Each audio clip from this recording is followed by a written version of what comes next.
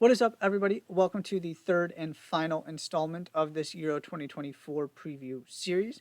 Thank you so much for tuning in. As always, be sure to hit that subscribe button so you don't miss any of the content going up on the channel. Also, be sure to check out the other two preview videos that are up there.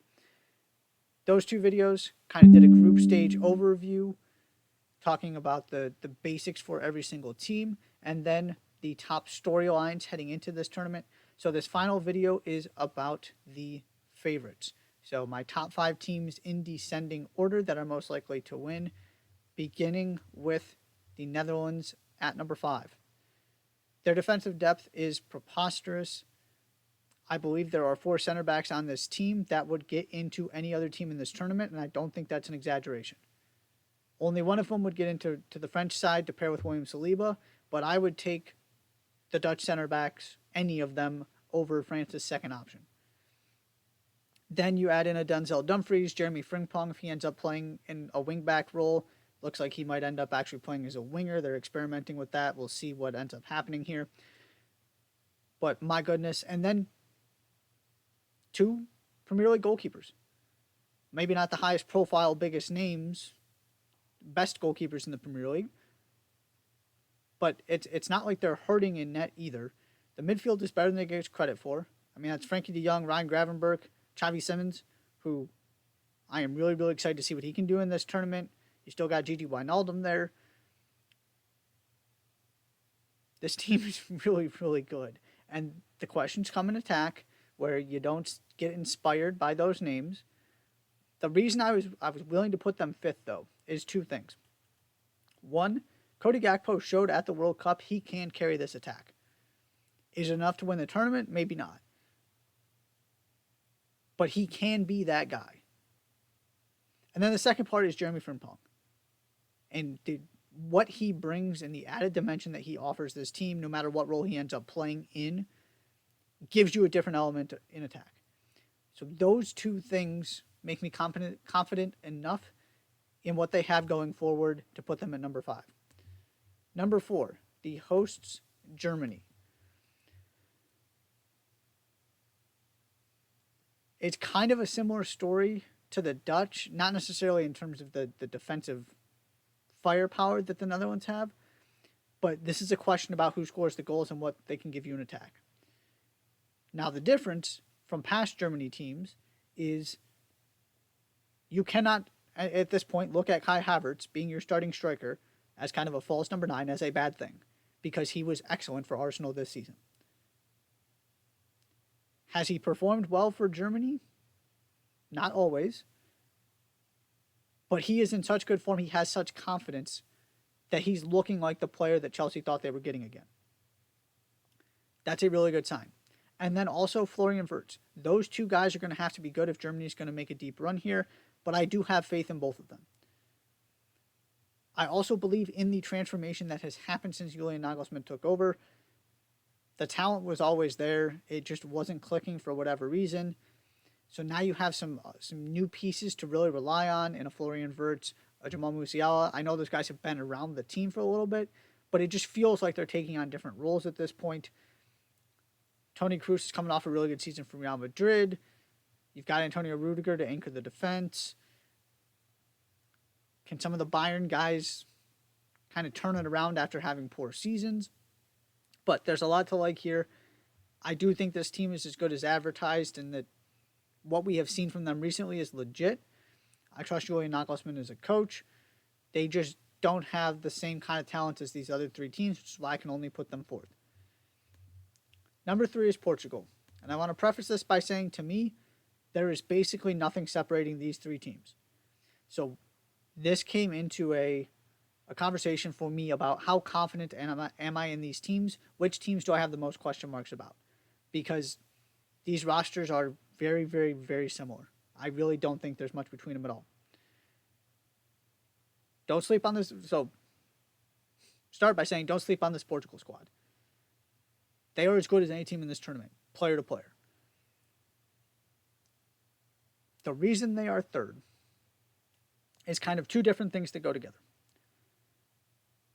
I am the least confident out of these 3 teams in Portugal because this group has not put it together in the past, and because Cristiano Ronaldo is still there. The 2016 Euros that they won was a completely different style, a completely different strategy. Right? They survived with a bunch of draws and penalty shootouts and 1-0 wins, and it was all defense. Defense is the weakest link on this team. They are loaded with world-class attackers and world-class midfielders. And yet they haven't really been a major factor at any of the tournaments recently. When this group of players, your Bruno Fernandez's and the Ruben Neves's, and you can kind of go down the list. They've all kind of come in at different times when you're talking about a João Palhinha, etc. Bernardo Silva's obviously been there for a while now. You've got Rafael Leao. The list goes on and on. But they just haven't shown you that they can actually live up to their potential on paper. And then there's just the question of Cristiano Ronaldo. Because there was nothing in terms of what he was doing at Manchester United. There was nothing we saw at the World Cup that suggests the best version of this team has Cristiano Ronaldo starting. I feel like we have a lot of evidence to the contrary. So if he's going to be a super sub, then I might switch how I feel about this depending on how the tournament goes as we get into the later stages. But until I see things actually change, I don't expect anything to change. And so I can only put Portugal third on this list. As much as I believe in this roster. Because this group of players has not been able to maximize, and I would say hasn't even really come particularly close to maximizing their potential. Meanwhile, the two teams ahead of them have done so at other tournaments, which means we to number 2, and that's England. I have more questions about England than the team I have ahead of them because of the center back situation, because of the injuries. That is an important part of this. It's not just when do these players get back, it's also are these players performing well when they do get back. You look at the center back situation specifically. Harry Maguire would have made this squad if he was healthy. And it got to a point where Gareth Southgate had to stop taking players who were recovering from injuries or who are still injured because there was just no guarantee he was going to get all these guys back. And so that's why Harry Maguire had to be left off. John Stones is going to play a really important role for this team. John Stones was not a regular starter this season. Who starts next to him? There are so many holes and questions there. And then go look at this list of midfielders. Yes, it's got some really exciting names on it. And you can't say that Gareth Southgate was loyal to his guys and unwilling to actually take the informed players and to take into consideration what was happening at the club level. Because maybe the two most pointed to examples of him not utilizing informed players are Jack Grealish and James Maddison. Neither of them were in good form at all heading into this training camp, and they both got sent home. Meanwhile, the Kobe Mainus, the Adam Wardens of the world made this squad. So from a midfield standpoint, okay, Declan Rice has major tournament experience. Obviously, he was great this season for Arsenal. I've talked about how strongly I feel about him previous videos. Trent Alexander-Arnold's listed as a midfielder. There are some questions there, just how that's going to work, but obviously he's got plenty of experience as well. Outside of that, though, these guys have not been here before. And I'm not just going to assume that it's all going to go swimmingly for a bunch of young players trying to kind of figure this out for the first time. So those are all of the questions with England. Yes, this squad is loaded. I give Southgate credit for really going for it and not being beholden to any kind of loyalty to past players. The reality of that, though, is when you make such dramatic changes to your squad, and you're battling all these injuries, and they haven't actually gotten across the finish line and won a tournament. And the final thing I'll say too, this group is more dynamic, more exciting, more attack minded. I am still not 100% convinced we're going to see that on the field because we have not seen that for this team. They have still not figured out how to balance this properly with all the attacking talent and what they need to do defensively. And so until that happens, I can only have so much faith in them. Which leads me to number one, no surprise, it's France. Not only do I have the fewest question marks about France of these three teams, as I mentioned before, there are a couple specific things that I like about this particular France group. One, William Saliba is going to be a key player. You know, it's been this thing where he was kind of emerging for Arsenal.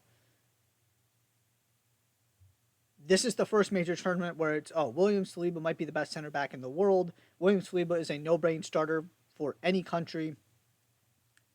He's terrific. He's been really good for Arsenal the past couple seasons, but this is the first major tournament where you come in knowing he's that guy.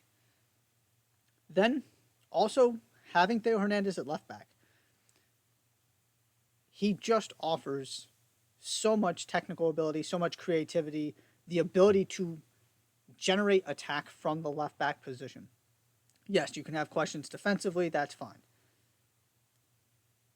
But in a tournament setting where you need players to just find ways to score goals sometimes and to just survive, he's the kind of player that can deliver that one moment of quality that decides a game. So those two things make me even more confident in this France team than past editions, because I feel like those guys, especially for sure Saliba, are going to play bigger roles. I also like the flexibility of this attack. It's not the biggest names in the world outside of Mbappe, but you've got different elements here. You've got Giroud who can hold the ball up. You've got all kinds of different wingers. And to me, there's not that much difference between them. So if somebody's in form, terrific. Somebody struggles, you can change them really quickly. It's not like you have to rely on a specific set of three players and hope that they perform. And you also have some guys who are comfortable playing through the middle or on the wing. So if you don't want to go with Giroud, if you want to go with a more interchangeable front three, you can do that too. So I just feel like there are multiple options where you can spend some time in the group stage trying to figure out who's got the hot hand, who's in form, to pair with Mbappe and figure out, okay, is it going to be Giroud? Is that the plan, to try and do this again with him linking everything together as he's done so well in the past? Or if you've got to go to a plan B, or you want to do something different for one game, you can throw a completely different element out there and make the front three interchangeable. And my concern is this group has underachieved at times. They also have made a lot of major tournament finals, not just the World Cup that they won, but I feel like we don't talk enough about the fact that since that 2016 Euros, they have been knocking on the door in addition to winning a World Cup. But there are some vibes and chemistry things that I do worry about. When things go bad, they seem to go really bad, really quickly for this team and this group of players. When it's going good, they seem to be just fine. But you do have the possibility for some drama here. However, I'll take that risk over a Portugal team that just has not shown that they're as good as everybody, including myself, thinks they are, and an England team with all of these injury questions, with this many new players that are going to play important roles. Of the concerns that I have, I am least concerned about this French team. The final thing and the thought I want to end on here, just generally, I just laid out specific concerns and worries I have about the three most talented teams in this tournament. Team number 4 has been disastrously bad at recent major tournaments. Team number 5 has not been knocking on winning a major tournament for a while. This thing is, at least I feel like, pretty wide open. Because I will not be shocked if France exits early. I will not be stunned if England loses in the quarterfinals or something. I will not be stunned if Portugal get eliminated at any point. I will not be stunned if Germany fails to make it out of the group. I will not be stunned if the Netherlands lose in the quarterfinals or something because they can't score. There are 6 at least, because Spain would be team number 6 for me. I would go so far at least 7. I'll throw Croatia in there too. At least 7 teams that I can easily talk myself into winning this tournament. So these are my top 5. I feel very strongly about this order. But it doesn't mean that these are guaranteed to be your winner by any stretch of the imagination, because as much as we love to talk about how good France is and how good England is, and look, they just sent Jack Grealish home because they didn't need him, and all these attacking players for Portugal, there are major question marks for every single one of these teams, which should hopefully make for a very exciting tournament. Thank you so much for tuning in. Be sure to hit that subscribe button. I'll see you next time.